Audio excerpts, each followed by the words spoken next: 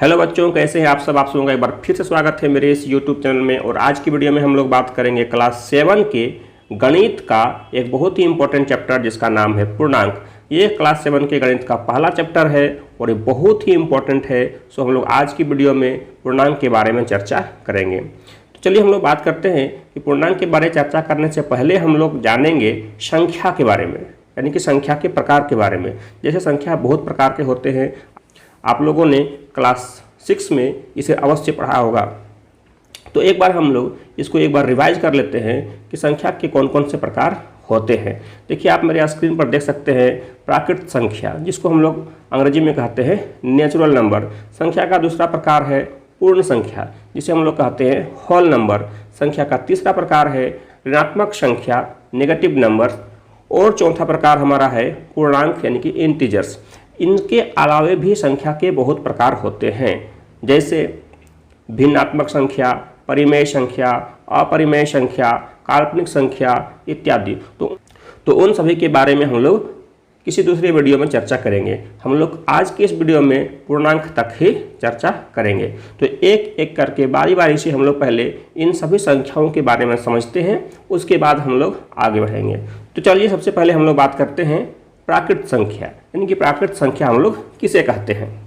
प्राकृत संख्या का मतलब होता है गिनती की संख्या, जिसको हम लोग काउंटिंग करते हैं, गिनते हैं। जैसे 1 2 3 4 5 से लेकर के जहाँ तक हम गिन सकते हैं उन सभी संख्याओं को हम लोग कहते हैं प्राकृत संख्या।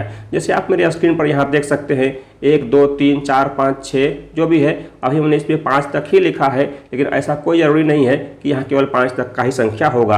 आप जहाँ तक गिन सकते हैं वो सभी संख्याओं को हम लोग प्राकृत संख्या कहते हैं। वो प्राकृत संख्या को हम लोग अंग्रेजी में कहते हैं नेचुरल नंबर। अब देखिए हम लोग दूसरे प्रकार की संख्या की बात करेंगे। हमारा दूसरा प्रकार है पूर्ण संख्या, यानी कि होल नंबर।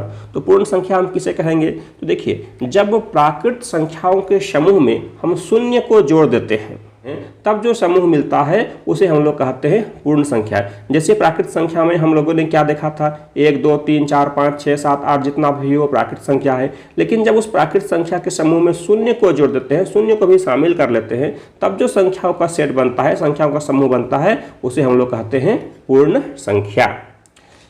अब चलिए हम लोग बात करते हैं अगले प्रकार के संख्या के बारे में, जो हमारा है ऋणात्मक संख्या, यानी कि नेगेटिव नंबर्स। देखिए नेगेटिव नंबर्स क्या है, यानी कि ऋणात्मक संख्या क्या है।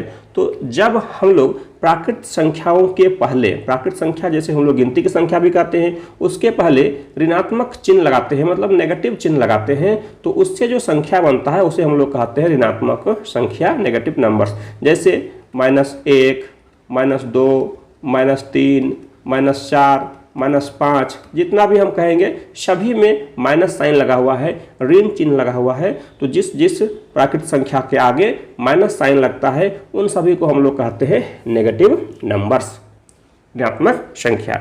चलिए हम लोग अब बात करते हैं हमारा जो है पूर्णांक, यानी कि इंटीजर्स। देखिए पूर्णांक क्या होता है। तो सभी पूर्ण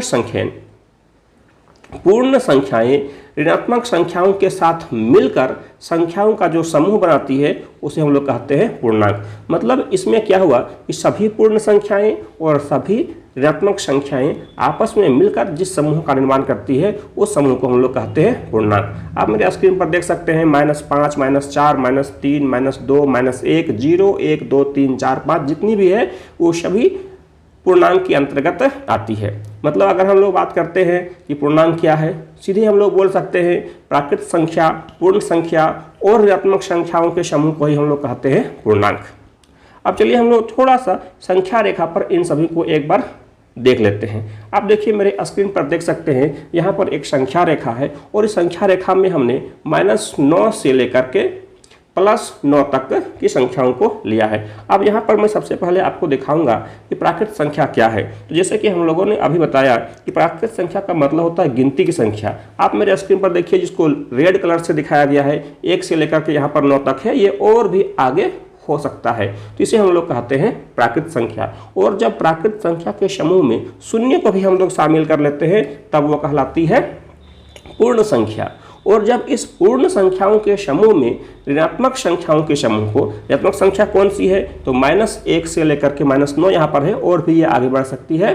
तो जब इस पूर्ण संख्याओं के समूह में ऋणात्मक संख्याओं के समूह को मिलाते हैं तो ये जो पूरा का पूरा समूह हमें प्राप्त होता है इसे हम लोग कहते हैं पूर्णांक। अब इस संख्या रेखा के आधार पर हम लोग एक बार सभी प्रकार के संख्याओं के बारे में थोड़ी सी चर्चा और कर लेते हैं। आप मेरे स्क्रीन पर देख सकते हैं। अब देखिए ऊपर दिखाए गए संख्या रेखा को देखकर हम कौन कौन सा निष्कर्ष निकाल सकते हैं। सबसे पहले हम निष्कर्ष निकाल सकते हैं कि सबसे बड़ा कोई पूर्णांक नहीं होता है और सबसे छोटा भी कोई पूर्णांक नहीं होता है। ना तो सबसे बड़ा कोई पूर्णांक होता है और ना ही सबसे छोटा कोई पूर्णांक होता है। दूसरा चीज हम देखेंगे, संख्या रेखा पर स्थित कोई भी पूर्णांक अपने बाईं ओर के पूर्णांक से बड़ी होती है। ध्यान दीजिए कि संख्या रेखा पर स्थित कोई भी पूर्णांक अपने बाईं ओर के पूर्णांकों से बड़ी होती है। जैसे यहाँ पर देखिए हमने एक पूर्णांक यहाँ पर दिखाया 3, तो इसके बाईं ओर कितने पूर्णांक है, बाईं ओर जो भी पूर्णांक है 2, 1, 0, -1, -2, -3, -4 कुछ भी है, तो ये जो संख्या होगा यह अपने बाईं ओर स्थित कोई भी पूर्णांक हो उससे हमेशा बड़ी होगी, उससे हमेशा बड़ी होगी। उसी प्रकार है कि संख्या रेखा पर स्थित कोई पूर्णांक अपनी दाईं ओर के पूर्णांक से हमेशा छोटी होगी। जैसे यहाँ पर मैंने ले लिया -6, तो -6 एक पूर्णांक है और इस -6 के दाहिनी तरफ इधर बहुत सारी पूर्णांक है, जैसे -5, -4, -3, -2, -1, 0, 1 कुछ भी है।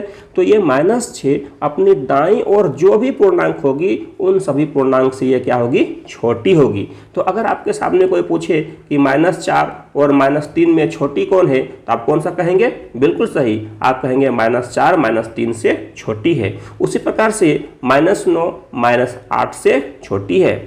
अब देखिए एक और इम्पॉर्टेंट चीज, दो क्रमिक पूर्णांक, क्रमिक मतलब लगातार, जैसे 1, 2, 3, 4, 7, 8 इस तरह से -4 -3, तो दो क्रमिक पूर्णांकों के बीच कोई अन्य पूर्णांक नहीं होता है। जैसे मान लेते हैं कि 4 एक पूर्णांक है और उसका अगला पूर्णांक है 5, तो 4 और 5 के बीच कोई और पूर्णांक यहाँ पर स्थित नहीं होगा। उसी प्रकार से अगर हम लोग बात करते हैं -7 और -8, तो -7 और -8 के बीच भी कोई पूर्णांक स्थित नहीं होगा। तो इस तरह से हम लोगों ने आज की वीडियो में मुख्य रूप से बात किया संख्या के प्रकार और पूर्णांक के बारे में। अगली वीडियो में हम लोग पूर्णांक के गुण पर चर्चा करेंगे। आज की वीडियो में इतना ही। नियमित रूप से मेरे वीडियो पाने के लिए मेरे चैनल को सब्सक्राइब करना ना भूलें। फिर मिलते हैं अगले वीडियो में, तब तक के लिए जय हिंद।